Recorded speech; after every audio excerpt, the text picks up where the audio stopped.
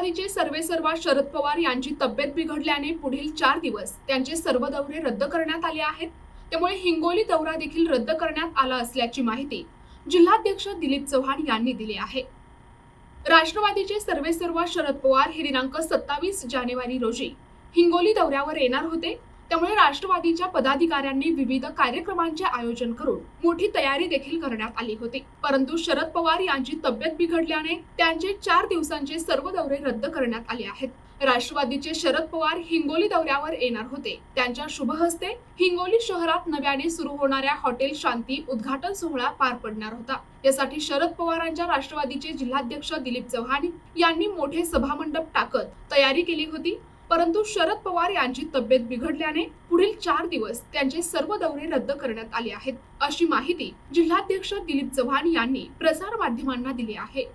11 वाजता आदरणीय निधी शरदचंद्रजी पवार साहेब यांच्या कार्यालयातून फोन आला आणि जयंतराव पाटील साहेबांचा फोन आला, दांडेगावकर साहेबांचा फोन आला। शरद पवार साहेबांची प्रकृती काल कोल्हापूर दौऱ्यावर असताना जी आहे ती बिघडली आणि त्यांची तब्येत ठीक नसल्यामुळं त्यांनी 4 दिवसाचे इथून पुढचे सगळे कार्यक्रम रद्द केलेले आहेत। जयंत पाटील साहेबांचं म्हणणं होतं, दांडेगावकर साहेबांचं म्हणणं होतं की आपण हा कार्यक्रम आजच्या जागचा पोस्टपोन करून फेब्रुवारीच्या दुसऱ्या आठवड्यात आपण हा कार्यक्रम घेऊ आणि तशी तारीख आपल्याला ताबडतोब कळवण्यात येईल।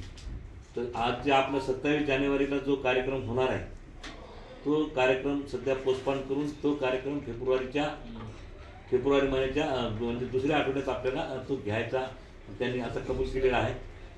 कारण की काल कोल्हापूरला असताना शरद पवार साहेब भाषण करत असताना त्यांच्या तोंडातून शब्दसुद्धा निघत नव्हते आणि त्यांना पूर्ण खोकला फार मोठ्या प्रमाणात असल्यामुळं त्या ठिकाणी त्यांच्या ऑफिसमधून रात्री फोन आल्यामुळं आम्ही सुद्धा सगळेजण मुश्किलीत पडलो। आमदार साहेबांना रात्री 11 साडे 11ला फोन केला। मग आम्ही सगळ्यांनी मिळून निर्णय केला की हा कार्यक्रम शरद पवारच्या बिना होणं काही शक्य नाही।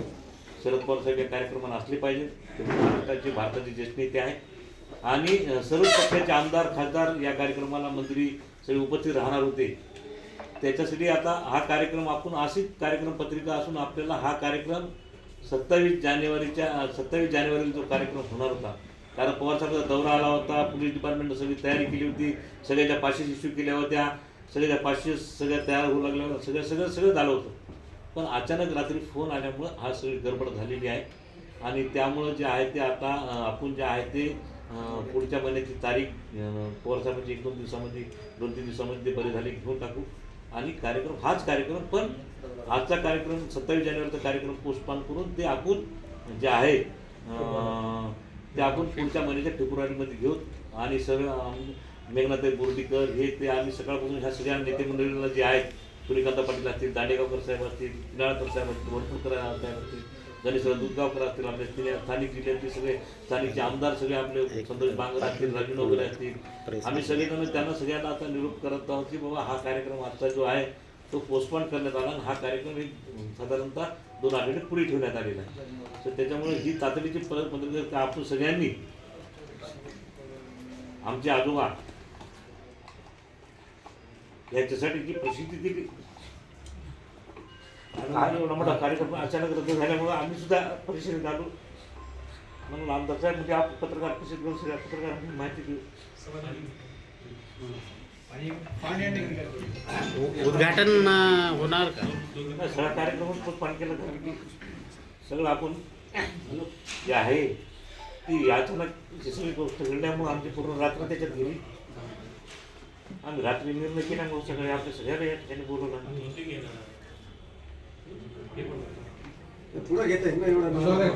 नेते, एक राजकीय क्षेत्रातलेही ज्येष्ठ नेते, सामाजिक क्षेत्रातलेही ज्येष्ठ नेते, आदरणीय माणिकरावजी मामा टाकळगावकर यांची शताब्दीचा हा कार्यक्रम आपण आयोजित केला होता। या देशाचे नेते माननीय शरद पवार साहेब, राष्ट्रवादीचे महाराष्ट्राचे अध्यक्ष जयंत पाटील आणि आपल्या जिल्ह्यातले सर्व पक्षाचे नेते मंडळी आम्ही सगळ्यांनी मिळून हा कार्यक्रम आयोजित केला होता। आमच्या दिलीपरावजी चव्हाण साहेबांचे ते आजोबा आहेत आणि एवढा आनंद आम्हा सगळ्यांना वाटत होता की माणिकराव मामासारखा म्हणजे एक इमानदार माणूस मी त्यांना जवळून बघितलं आहे. गेल्या 30-35 वर्षापासून मी मामाकडे जातो. माझ्या वडिलांचे सुद्धा अत्यंत चांगले मित्र ते आहेत. जिल्हा परिषद 1964-65च्या काळात माझे वडील आणि माणिकराव मामा हे जिल्हा परिषदेचे परभणीचे सदस्य होते आणि त्या काळात मोठी मोठी माणसं जिल्हा परिषदेची सदस्य व्हायची आणि त्यावेळेस हे घरून आपलं जेवण घेऊन जायचे आणि तिथं नळावर दोघंजण म्हणून जेवण करायचे. बाकीचे लोक त्यांना हसायचे, पण आम्ही शेतकरी माणसं आहोत आणि आमचं जेवण असं असतंय असं म्हणून माणिकराव मामा त्या लोकांना प्रत्युत्तर द्यायचे. एक उमदा माणूस आपलं आयुष्यभर निर्व्यसनी जगलेला आणि त्यांची 100वी पूर्ण होते याचा आनंद आपल्या जिल्ह्यातल्या सर्व ज्यांनी त्यांना ओळखतात त्या सर्वांनाच माणिकराव मामाबद्दलचा आदर हा खूप मोठा आहे आणि त्या आदराची थोडीफार काय होईना उतराई एका मोठ्या कार्यक्रमात व्हावी त्यासाठी ही जयंती तयारी झाली होती. पण दुर्दैवानं आदरणीय शरदचंद्र पवार साहेबांची तब्येत बिघडल्यामुळं हा कार्यक्रम पुढे ढकलण्यात आलेला आहे. हा कार्यक्रम पुन्हा त्याच ठिकाणी आणि आदरणीय पवार साहेबांच्या हस्ते होईल ह्यासाठी आमचा प्रयत्न राहणार आहे आणि माणिकराव मामांना उदंड आयुष्य त्यांची 111वी सुद्धा आपल्याला साजरी करता यावी म्हणून आपण ईश्वराकडे प्रार्थना करूया. पुन्हा एकदा या कार्यक्रमासाठी आपण सगळ्यांनी जे सहकार्य आम्हाला या आठवड्याभरात केलं. कोणताही पेपर उघडला की निश्चित रूपाने त्यामध्ये बातमी असायची. माणिकराव मामाची शताब्दी आता होणार आहे, पवारसाहेब हिंगोलीत येणार आहेत, मोठा कार्यक्रम होणार आहे.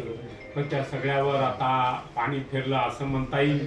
पण हा निश्चित रूपानं ह्यापेक्षाही आमच्या टाकळगावकर साहेबांनी सांगितल्याप्रमाणे हा कार्यक्रम उद्या ज्या कार्यक्रमापेक्षाही मोठा कार्यक्रम निश्चित रूपानं लवकरच पवारसाहेबांची भेट घेऊन आम्ही त्यांची पुन्हा एकदा तारीख घेऊन हा कार्यक्रम आपण खूप साजरा करूया.